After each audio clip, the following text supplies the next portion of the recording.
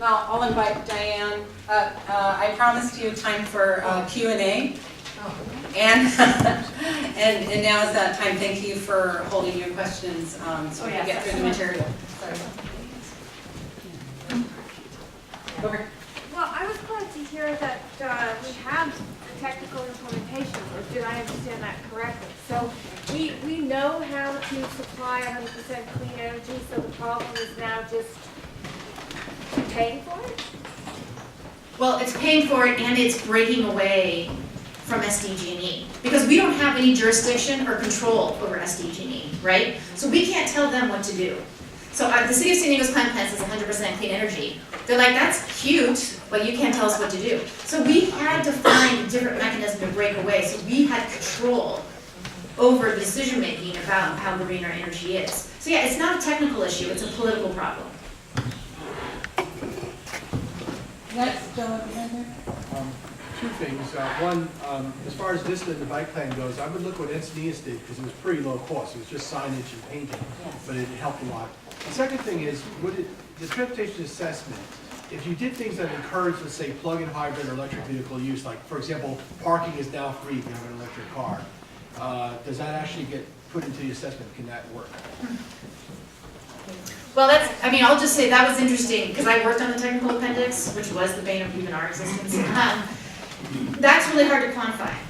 There's not a lot of data. So basically, the technical advisor, who was for the city EPIC, had to do the research and analysis to determine. So when you do things like just put an electric vehicle charging station, does that actually? No, I mean, I'm talking about actually incentivizing by making parking free for. No, right, and I'm using that as an example. Like when you do things like making free parking for EVs, does that really encourage people to buy EVs? Can the city really go to court and say, this provides substantial evidence that this will get more people to buy electric vehicles? Where's the data that proves that? It's hard to do. Right, hard to do, that's my point. And EPIC has done some analysis of parking policies. Parking is a big one, especially in downtowns. It's part of the overall strategy of smart growth. We got to disincentivize people, driving their cars. So having free parking everywhere doesn't really help with that. So they have done some studies of parking, and there is some measure to quantify it, but there's very limited cases where it really has a significant difference. Gentleman in the back. Regarding community choice aggregation, my understanding was last spring or summer, the legislature, with representatives from both sides of the aisle, including Tony Atkins, basically hobbled it by forcing it to be an opt-in program instead of opt-out. Has that changed? Or do you have a plan to change that? Or is that a requirement for success? Here's the good news, they tried to cobble the community choice energy law, they failed. So I was still working in the city of San Diego then. I was able to lead a charge where the city of San Diego played an instrumental role in communicating with the governor's office as well as other folks that was not good policy making. So no, they did not win on that. They made progress, but we defeated them. So it can be an opt-out? Yes, it will remain how the law was created.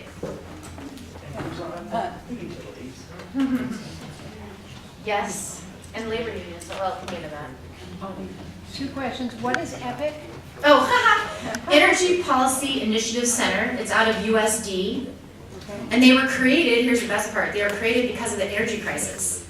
Because Sempra was charged with basically overcharging us and participating in the Wall Street fiasco of the energy crisis, they were required to fund USD, Energy Policy Initiative Center. And go to their website too. There's a lot of good data from the research that they've done around San Diego County. All right, was there a second? Yes. So I pay this company called Arcadia to get, they say that they're giving wind and solar, et cetera, to San Diego and what? Okay. I mean, it's not a good sign that I've never heard of them. I would like to learn more details, but at the end of the day, there was, I don't know if anybody remembers, but when we did deregulate the energy market, there was the opportunity for us to get energy supplied by different folks. It's just that the whole system was so corrupt, and Enron and Sempra and everybody just completely mangled that whole thing. So I'm not familiar with that opportunity to supply your energy in San Diego with clean energy. So I mean, have you heard anything different? Where do you I live? just think it might be a Encinitas? carbon offset kind of thing, where you're buying your, no. I don't know. You can give us more information, we can look into it. Okay. Any more questions? Gentlemen, back here. You. I don't get out very much. I don't read the newspapers. I don't watch television news. So the last time I looked at this topic, it was called global warming. How do we get from global warming to climate change? And I don't see it in the abbreviations, global warming. Could you explain that more for me? Or maybe it does not connect Do you know for sure the history? I don't, Yeah. except that I think a lot of people objected to characterizing it as global warming. If you live in the Northeast, and it Yeah. really isn't so much the warming, it's the storm surges and severity of storms. And so to characterize it around the globe and how it impacts everybody, global climate change seemed to capture the public perception better. But I'll be more cynical. My understanding was that it was actually the conservative right who decided to change. The global warming was resonating with people, and people understood what that meant. So they started using the term climate change because it seemed less threatening, right? Because climate's change, I mean, that doesn't really mean anything. I mean, hopefully we've confused it enough now to where it does. But that's my understanding of how that term changed. Well, climate change would also embrace getting colder, like we're having Well, cold weather here, yeah. right? So Okay, maybe I like it works. I like it. John, you have a question? Last SDG&E bill on the back and sort of prints there, they claimed that they were doing last year 32% renewable energy as part of the overall system, and part of this year was 34, was the bar, and 33. Yeah. Is that truly renewable energy that they're using? For the most part, yes, and they're required to do that because of a state law. We do have a renewable portfolio standard in the state of California for all the utilities to get 33% clean energy by 2020. So I believe that's true. I mean, the question is how much is local, right? How much is actually keeping dollars in the region and creating jobs and local economic development? And how much is just, they're allowed to buy power from another state and just count it towards their renewable energy goal, for example. But yeah, I wouldn't challenge that necessarily. But it's not 100, by the way. Seven. Yeah, can you say more what constitutes smart growth? Oh, go ahead. Let's see. Smart growth is generally mixed-use development combining residential and commercial in areas where there are transportation options. So you have options to driving your car, or because you live close to work, you don't have to drive as long a distance. There's a lot of opposition when we start talking about smart growth projects, which often are dense, can be dense infill projects in communities. Can be a lot of neighborhood opposition to it. People don't like the idea of density increases in our area. It needs to be done. Smart growth means we're doing it in a way that reduces the trips in greenhouse gases, and there's a lot of offsetting benefits of doing it that way. That's why we don't have sprawl development in the back country where we don't have any infrastructure to support it. We concentrate it where we do have services and we do have transportation systems and we do have options. And Sandig, our regional government, they're relying very heavily on smart growth for that big share of the VMT that they're responsible for.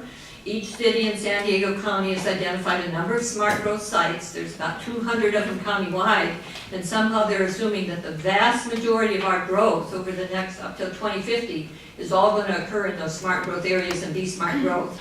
And we think that's another one of those big leap of faith, that in fact is how things will really happen. Are we legally bound to be on the grid as a resident of the county of San Diego? No. Absolutely not. That's why, I hope everybody saw Elon Musk, who was single-handedly changing the world. Yes, we did. So I'm a huge fan. But yeah, he just created a battery, right? So you can have solar and a battery. No, you have no legal requirement to be on the grid. You have to have power to your house. Your house is not legally occupiable if it doesn't have electricity, but there's no requirement to be connected to the grid. Very cool. They'll charge you to remove the meter. I'll pay it. How much? Okay. I don't know if this is true or not, but is it true that the 33% renewable standard right now that SDG&E has to meet does not count or include distributed rooftop solar? That's correct. It's not. But that's actually something SDG is not like. No, I mean, that's very controversial. I'm actually still on the Could you side of. repeat that again? Oh, so she was asking whether the state renewable portfolio standard that SDG&E has to get 33% of their energy from clean energy resources, does it count all the rooftop solar that everybody has in their homes? And the fight about 10 years ago, I was part of it, was that this San Diego Gas and Electric didn't pay for that rooftop solar, so why should they get credit for it? So the rooftop solar is supposed to be in addition to the 33%. I'm personally okay with that. SDG fought that, of course. They wanted to count everybody's rooftop solar system. Yeah. You know what I mean? Like they didn't pay for it, so. And we'll take one more question before our break. I noticed down in San Diego, they have like a bike ride sharing thing. Where Yeah. They have those, was that part of the plan that you were talking about? Yes, And that's what was the price tag of that? Is it pretty pricey to do? No, believe it or not, so it's a corporate partnership, but really we didn't put any money in, but we did allow them to use some of our right-of-ways to put their bikes, right? So it's a bike sharing program. Popularized in other cities. We really were not the first at all. Like New York City, it's very popular and common to see people on those bikes. Or Paris. But, yeah, no, so it's part of the climate plan, because it does, especially when you're talking about the last mile, when people take public transportation and they're still not at their destination. We put the bikes in your train trolley stations so that they can just use one of these bikes to get to their meeting or wherever their friend's house or wherever they're going. So the bike share program is a component, but it didn't cost the city money other than that space. But we're also not making money from it. You know, everything's a trade-off.